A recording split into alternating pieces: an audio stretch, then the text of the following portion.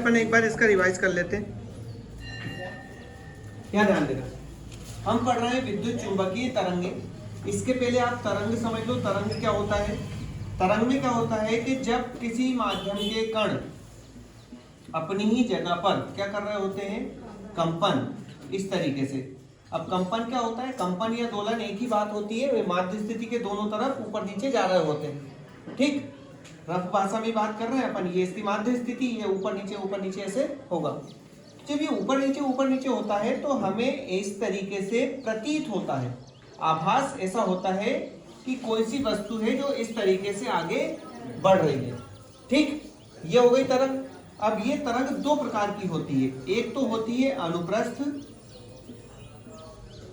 और एक होती है अनुदैर्ध्य। ठीक है, अब अनुप्रस्थ और अनुदैर्ध्य में क्या अंतर है?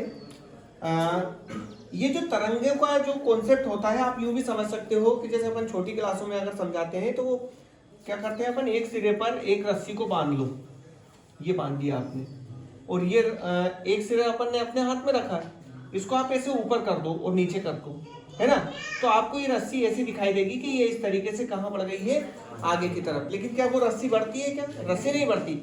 रस्सी के जो कण होते हैं अलग, प्रत्येक हिस्से के कण, मतलब उसके यहाँ जितने भी उसका भाग होता है वो क्या कर रहा होता है, ऊपर नीचे गति कर रहा होता है, इसलिए अपने को इस तरीके से दिखाई देती है। अब अनुप्रस्थ तरंगे क्या होती हैं? अनुप्रस्थ तरंगों में जो माध्यम के कणों का जो कंपन होता है वो तरंग संचरण की दिशा के लंबवत होगा।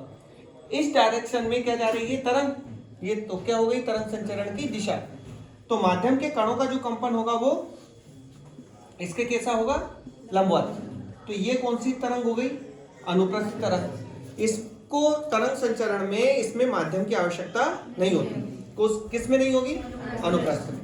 अब आती है अनुदैर्ध्य तरंग। अनुदैर्ध्य तरंग का कॉन्सेप्ट क्या होता है कि इसमें माध्यम के कणों का जो कंपन होता है वो तरंग संचरण की दिशा के अनुदिश, कहाँ होगा, अनुदिश। तो यहाँ पर क्या होगा, फिर कौन सी तरंगे हो जाएंगी, ये अनुदैर्ध्य तरंगे। अनुदैर्ध्य तरंगों को एक स्थान से दूसरे स्थान पर जाने के लिए आपको माध्यम की आवश्यकता होगी, इसमें माध्यम की आवश्यकता पड़ती है। यहाँ माध्यम की आवश्यकता नहीं है, यहाँ माध्यम की आवश्यकता है। यहाँ माध्यम के कणों का कंपन तरंग संचरण की दिशा के लंबवत होता है, यहाँ माध्यम के कणों का कंपन जो होता है वो तरंग संचरण की दिशा के अनुदिश, यहाँ लंबवत और यहाँ अनुदिश। केवल इतना सा अंतर है, जो कि ये 11th क्लास का कॉन्सेप्ट है। अब यहाँ हम जिस तरंग की बात कर रहे हैं, शब्द से ही समझ में आएगा, विद्युत और चुंबकीय, मतलब ऐसी तरंगे हम बात करें, ऐसी तरंगे जो विद्युत और चुंबक दोनों के प्रभाव से उत्पन्न हो, तो अपन उन तरंगों को क्या बोल देंगे, विद्युत चुंबकीय तरंगे बोल देंगे। किस किस के कारण उत्पन्न हो, विद्युत क्षेत्र के कारण हो और चुंबकीय क्षेत्र के कारण। तो अपन ने जो एक तरंग का जो कॉन्सेप्ट बताया है वो, मतलब इसको अपन ने ऐसा बनाया था, एक तरंग ये हो गई, इसे किसी मान लो विद्युत क्षेत्र का लिए मान लो या चुंबकीय क्षेत्र के लिए मान लो, इसे अपन ने ऊपर चुंबकीय क्षेत्र के लिए माना तो विद्युत क्षेत्र के लिए ये बना दो। ठीक, और इसमें जो कंपन होते हैं दोनों तरंगों के, वो तरंग संचरण की दिशा के ही लंबवत होते हैं। लंबवत मतलब इधर बाहर की तरफ, ये चलेगा इसमें। फिर आता है आपका विद्युत चुंबकीय तरंगों के गुण। कौन कौन से गुण होते हैं? नंबर 1 पे लिखा था अपन ने कि ये तरंगे दोलायमान या त्वरित आवेशों के कारण ही उत्पन्न होगी, मतलब जब तक वो आवेश गति नहीं कर रहे होंगे तो उसके बगैर आपके ये जो विद्युत चुंबकीय तरंग है वो उत्पन्न नहीं होगी। और विद्युत चुंबकीय तरंगों का देखो बहुत सारे यूजेज हैं हमारे जीवन में। आपकी जो टीवी है, टीवी की जो तरंगें आती है वो विद्युत चुंबकीय तरंगों का कॉन्सेप्ट है। रेडियो तरंगों का जो कॉन्सेप्ट है वो भी विद्युत चुंबकीय तरंगों का है। और जो हम मोबाइल यूज कर रहे हैं वो भी विद्युत चुंबकीय तरंग है। सभी चीजों में विद्युत चुंबकीय तरंगों का यूज होता है। ये क्या, ये तरंगें दिखाई देती हैं क्या? नहीं दिखाई देती।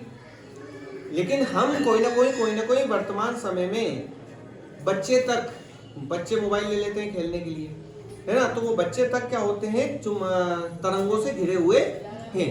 बहुत सारे लोग बोलते हैं कि ये जेब में नहीं रखना चाहिए, मोबाइल तो नहीं रखना चाहिए, कि उसका गलत इफेक्ट। एक तो मोबाइल गर्म अलग होता है, साथ में वो क्या होते हैं आपके रेडिएशन होते हैं, वो आपके हार्ट पर डिपेंड। अच्छा, उसमें चुंबक वगैरह सभी होता है, अपने मोबाइल में स्पीकर वगैरह सब लगा होता है, जब आप यहाँ रखते हो हार्ट के पास, आपको मालूम है अपने ब्लड में आयरन होता है, लौह तत्व होता है। लौह तत्व जो होता है वो चुंबक से आकर्षित होता है। तो जब आप इसको यहाँ पर रखते हो, हार्ट के पास रखते हो, तो वो जो ब्लड बह रहा है अपने हार्ट में, उसको क्या करता है, वो बहने से रोकेगा, खींचेगा।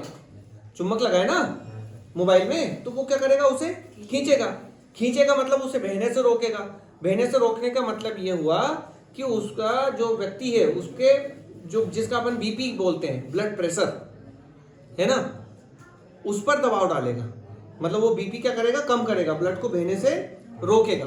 तो इसलिए क्या बोला जाता है कि आप है ना जो मोबाइल है उसको कहाँ पर नहीं रखना चाहिए, ऊपर वाली जेब में नहीं रखना चाहिए। लेकिन बहुत सारे पुराने जो लोग हैं उनको हम अधिकांश ये देखते हैं कि ऊपर रखते हैं, जबकि गलत है।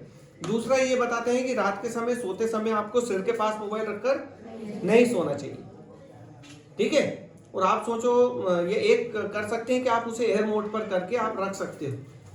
कितनी बार हम अलार्म वगैरह का यूज करते हैं ना मोबाइल में, तो फिर आप, लेकिन जरूरी है क्या कि हम सिर के पास ही रख के सोए तो ही अपने को सुनाई देगा? थोड़ा दूर भी रख सकते हैं। तो मोबाइल को सिर के पास भी नहीं रखना चाहिए। चलिए, तो आगे बात करते हैं। ये तरंगे दोलायमान या त्वरित आवेशों से उत्पन्न होती है। फिर लिखा अपन ने ये तरंगे कौन सी होती है, अनुप्रस्थ। अभी अपन ने तरंगों के दो भाग पढ़े, अनुप्रस्थ और अनुदैर्घ्य। तो विद्युत चुंबकीय तरंगे जो होती हैं वो कैसी होती है, अनुप्रस्थ तरंगे होती है। अनुप्रस्थ तरंगों को माध्यम की आवश्यकता नहीं पड़ती। जैसे मान लो हमारी टीवी होती है, ये पृथ्वी, टीवी का जो प्रसारण होता है, टीवी प्रसारण होता है, वो किसके द्वारा होता है, सैटेलाइट के द्वारा। किसके द्वारा होता है, सैटेलाइट, वो जो हमारी पृथ्वी की कक्षा में गति कर रहा है। अब मान लो जिस तरीके से अमेरिका यहाँ है, मान लो इंडिया यहाँ है, अमेरिका में कुछ चीजें हो रही है जिसका लाइव टेलीकास्ट हम कहाँ बैठ कर देखते हैं, तो ये अमेरिका से तरंगे छोड़ी जाएंगी और वो कहाँ पर भेज दी जाएंगी, भारत पर। डायरेक्टली क्यों नहीं भेजते, यहाँ से यहाँ सीधे क्यों नहीं भेजते? यहाँ से यहाँ सीधे भेजने का कारण ये होता है कि हमारी जो पृथ्वी है वो वक्राकार है। कैसी है, वक्र के आकार। तो ये मान लो ये आपके वक्र के आकार की ये पृथ्वी हो गई।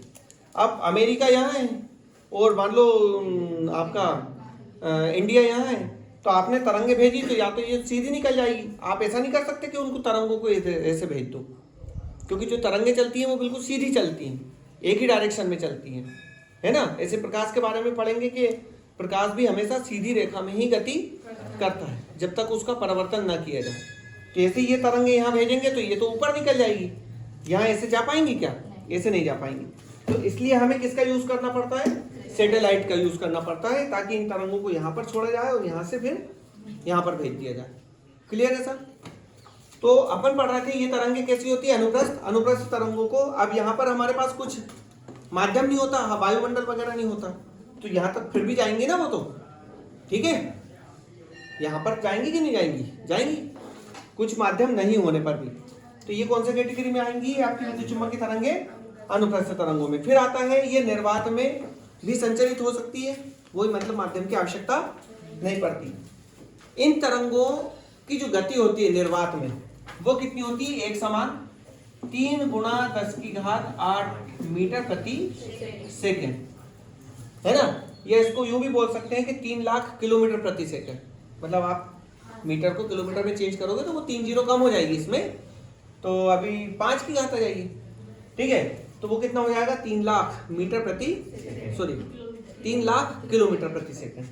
आ गया कॉन्सेप्ट समझ में? तो अपनी जो प्रकाश की चाल होती है वो इतनी होती है। इससे हम सूर्य की दूरी का भी पता लगा सकते हैं। सूर्य की जो प्रकाश किरण होती है हमारे यहाँ तक आने में 8 मिनट 22 सेकेंड, 8 मिनट 22 सेकेंड कुछ, है ना, हाँ ऐसा कुछ लगता है समय इसमें। फिर आता है आपका, ये तरंगे विद्युत क्षेत्र और चुंबकीय क्षेत्र से प्रभावित नहीं होती है। अपन ने लिखा अप्रभावित होती है, प्रभावित नहीं होती है, और अप्रभावित का मतलब एक ही है, हाँ, अप्रभावित होती है।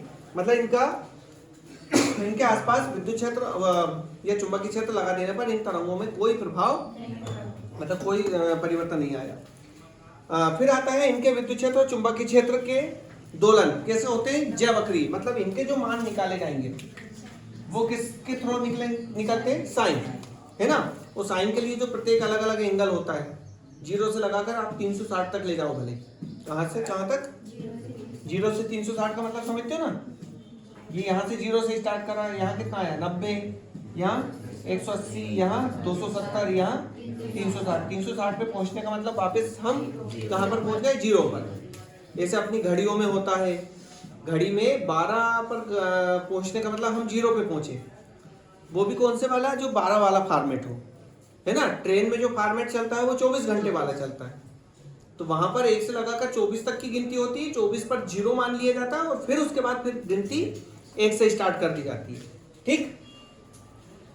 फिर आता है ये तरंगे परावर्तन, अपवर्तन, व्यतिकरण, विवर्तन, ध्रुवण इत्यादि गुण प्रदर्शित करती है ना। ये जो कि आगे अपन पढ़ेंगे कि व्यतिकरण क्या होता है, परावर्तन क्या होता है, अपवर्तन क्या होता है। छोटी क्लासों में हमने 2 घटनाएं पढ़ी हैं, परावर्तन और अपवर्तन। बाकी व्यतिकरण, ध्रुवण, विवर्तन अभी ये नहीं पढ़ा है, ठीक है। विवर्तन की घटना के कारण जो सूर्य ग्रहण जो होता है उसमें वहां पर तीव्रता कौन सी घटना के कारण बढ़ती है, विवर्तन की घटना के कारण। प्रकाश की जो तीव्रता बढ़ जाती है ना, बोला जाता है कि सूर्य ग्रहण के समय बाहर नहीं निकलना चाहिए। क्यों नहीं निकलना चाहिए, क्योंकि वहां पर सूर्य की तीव्रता क्या हो जाती है, बढ़ जाती है सूर्य के प्रकाश किरणों की, तो इसलिए मना किया जाता है कि वहां पर आपको बाहर नहीं निकलना चाहिए। चलिए फिर आता है इन तरंगों की जो प्रकाश की चाल, प्रकाश की चाल बोल रहा हूं मैं, तरंगों की चाल कौन से सूत्र से दी जाती है, C बराबर E बटे B से। E क्या है, विद्युत क्षेत्र, B क्या है, चुंबकीय क्षेत्र। फिर आता है अंतर इसमें कौन कौन सी तरंगों में, ध्वनि तरंग और विद्युत चुंबकीय तरंगे। तो ध्वनि तरंगे कैसी होती है, अनुदैर्घ्य। हमें ध्वनि तरंगों को एक स्थान से दूसरे स्थान पर पहुंचाने के लिए एक माध्यम की आवश्यकता पड़ती है। अगर हमारे बीच में कोई माध्यम नहीं हुआ तो हम ध्वनि तरंगों को एक स्थान से दूसरे स्थान पर नहीं पहुंचा पाएंगे, ठीक है। जैसे हमारे बीच में कौन क्या काम कर रही होती है, हवा। लेकिन यदि हमारे बीच में से हवा हटा ली जाए तो हम केवल एक दूसरे को मुंह पटपटाते हुए नजर आएंगे, हमें एक दूसरे की आवाज नहीं सुनाई देगी, ठीक।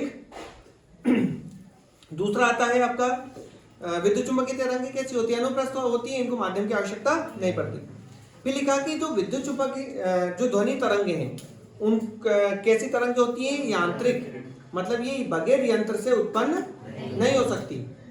आप बोलोगे सर हम तो बोल रहे होते हैं और भगवान की कृपा से बोल रहे हैं, तो भगवान की कृपा से ही बोल रहे हैं, वो सही है, लेकिन भगवान ने हमारे शरीर में एक यंत्र लगा रखा है जिसको बोला जाता है गला, है ना। और उसमें आपने कभी को ध्यान दिया हो तो कंपन होता है, क्या होता है, कंपन। अगर मान लो आप कंपन रोक दो, आप स्पीकर होता है, स्पीकर बज रहा होता है, उसका पर्दा होता है, उसमें कंपन हो रहा होता है, उसको आप एक उंगली लगा लो, है ना, तो वो उसकी आवाज चेंज हो जाएगी, और पूरा ही दबा दोगे तो आवाज ही बंद हो जाएगी। जैसे गला दबा दो तो आदमी ही बंद हो जाएगा, है ना, आवाज क्या बंद होगी, आदमी बंद हो जाएगा पूरा उसको। चलिए फिर आता है इन तरंगों में ध्रुवण की घटना नहीं होती और इनका ध्रुवण आसानी से किया जा सकता है। जी भाई सर, हाँ